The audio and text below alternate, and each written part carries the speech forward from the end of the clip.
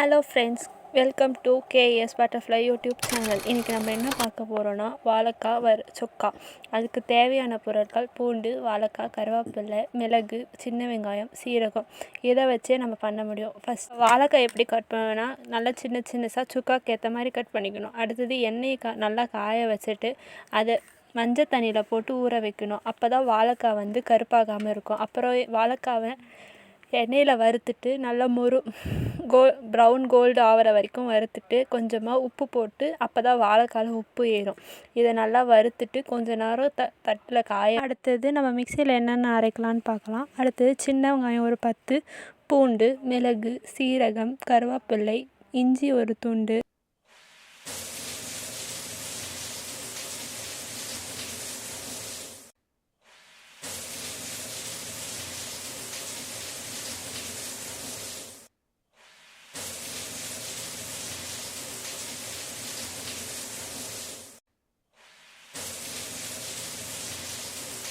தேவையான அளவுக்கு மிளகாய் தூள் வேணும்னா போட்டுக்கலாம், வேணும்னா விட்டுடலாம்.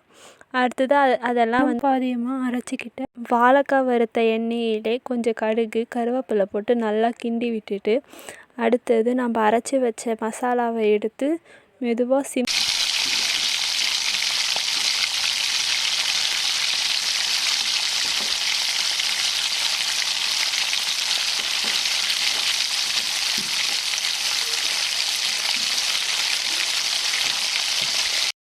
நல்லா அந்த பச்சை வாசனை போகிற அளவுக்கு நல்லா கிண்டி விட்டுட்டு அப்புறமா தான் வாழைக்காவை போடணும். அதுக்கு முன்னாடி நம்ம போட வேண்டிய இன்க்ரீடியன்ஸ்லாம்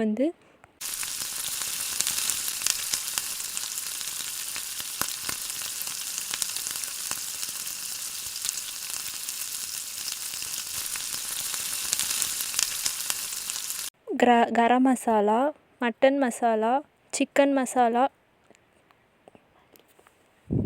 மல்லித்தூள், சில்லி பவுடர், டேஸ்ட்டுக்காக சிக்கன் மசாலா. உங்களுக்கு வேணும்னா காரத்துக்கு கொஞ்சம் சில்லி பவுடர் ஆட் பண்ணிக்கோங்க. தேவையான அளவுக்கு உப்பு ஆட் பண்ணிக்கோங்க. நல்லா பச்சை வாசனை போனதுக்கப்புறமா நல்லா கிண்டி விட்டுட்டு நல்லா பச்சை வாசனை போனதுக்கப்புறமா நம்ம வறுத்து வச்ச வாழைக்காவை எடுத்து போடுங்க. வாழைக்காவை போட்டு மெதுவாக மிக்ஸ்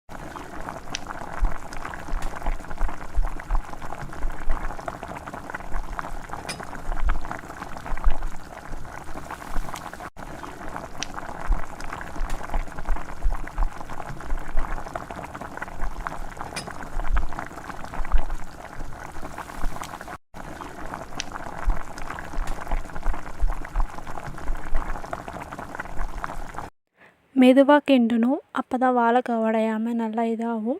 அப்புறமா நல்லா கிண்டி விட்டுட்டு அப்புறமா ஒரு 10 நிமிஷம் நல்லா கிறிஸ்பியாக வேகிற வரைக்கும் அதை தட்டு போட்டு மூடி வைங்க. நடுவில்லாம் ஓப்பன் பண்ணி பார்க்கக்கூடாது.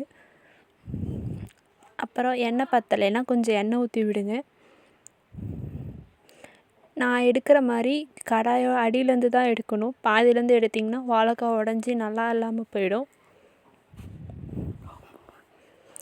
அப்புறம் இது நல்லா வறுத்ததுக்கப்புறமா ஒரு சின்ன கடாயில் வச்சு மேலே கொத்தமல்லி டேஸ்ட்டுக்காக, ஃப்ரேக்ரன்ஸ்க்காக கொத்தமல்லி போட்டுட்டு உங்களுக்கு பிடிச்சிருந்தா லைக் பண்ணுங்கள், சப்ஸ்கிரைப் பண்ணுங்கள். தேங்க்யூ. அவ்வளோதான். இதுதான் நம்ம வாழைக்காய் சுக்கா ரெசிபி.